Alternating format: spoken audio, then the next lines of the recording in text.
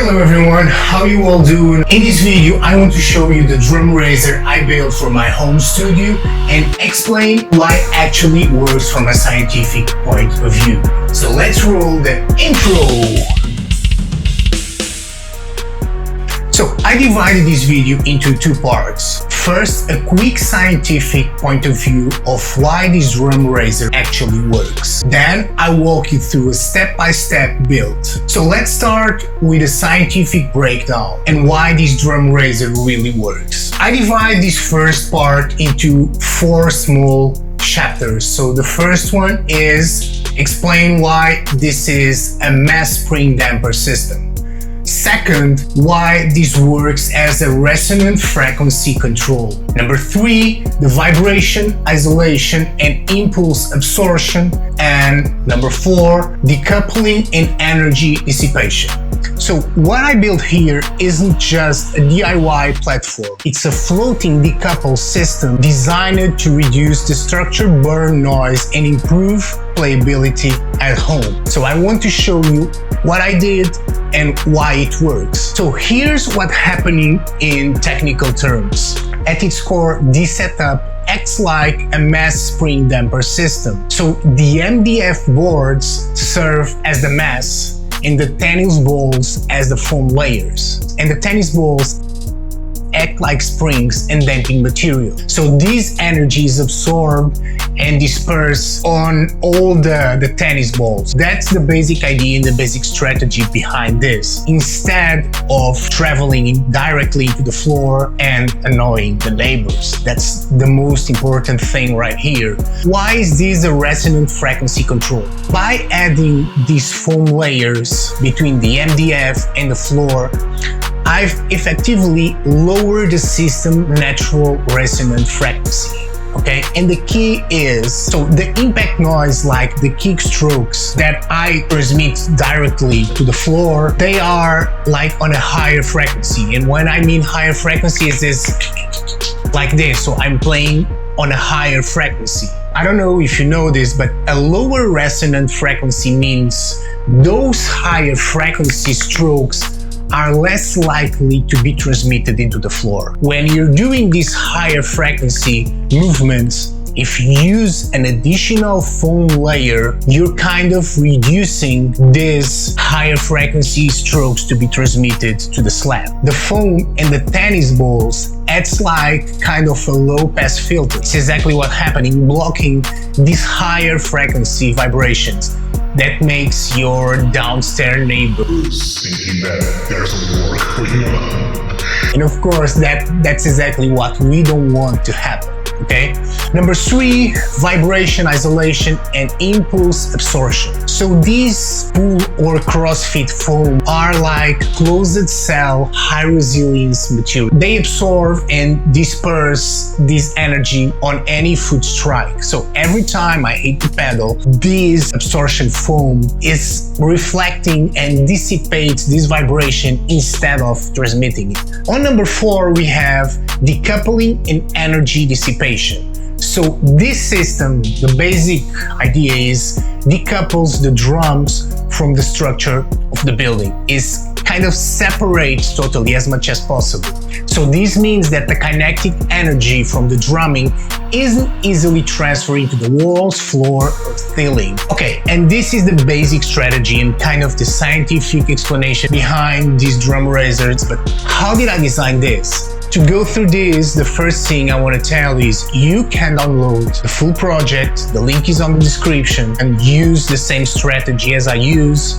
Everything is there, you just need to print this on an A4 page size, so it's for you, it's free, okay?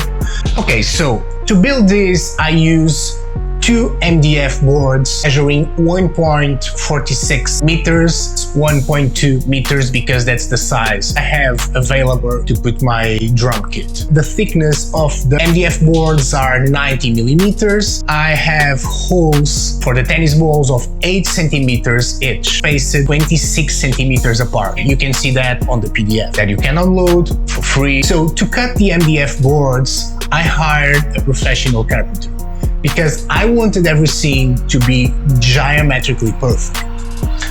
And as you can see in these images, the boards are perfectly matched, and I also added a few extra details.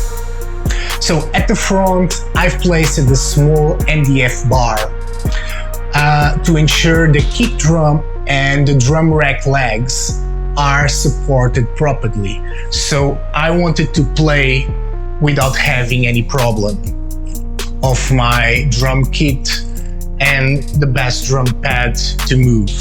So the platform dimensions leave 5 centimeters gap from the wall on all sides to ensure that no matter how hard I play, the drum raiser doesn't hit the wall. And the drum kit remains fully supported by the front bar that I designed. So to join the boards, as you can see here with the tennis balls, in between I use these white cable ties measuring 350 millimeters long and 5.5 millimeters wide. I bought the tennis balls at the sporting goods store and start closing the platform, as you can see here.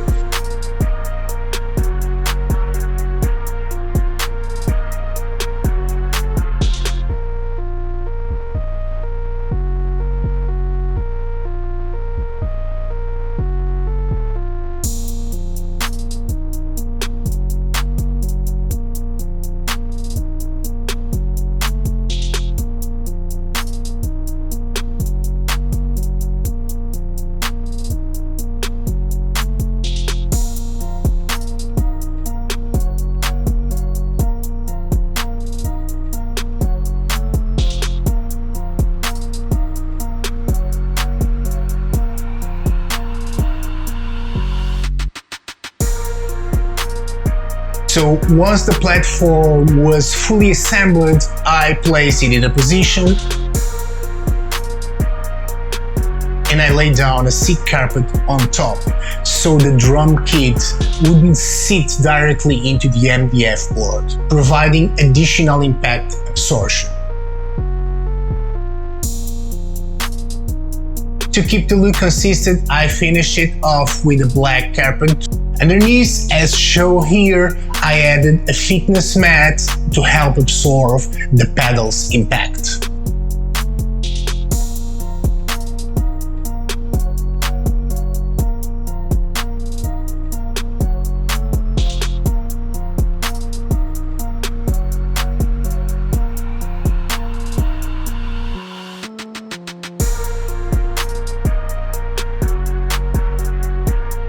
And with that, my drum raiser build was complete.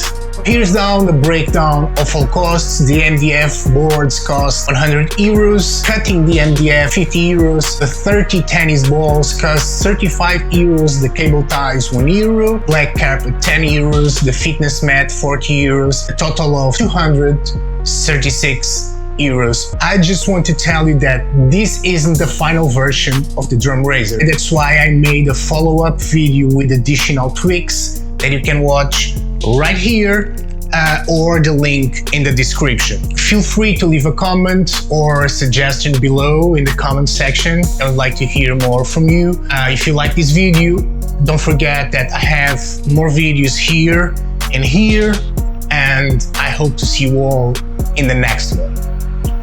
Bye guys.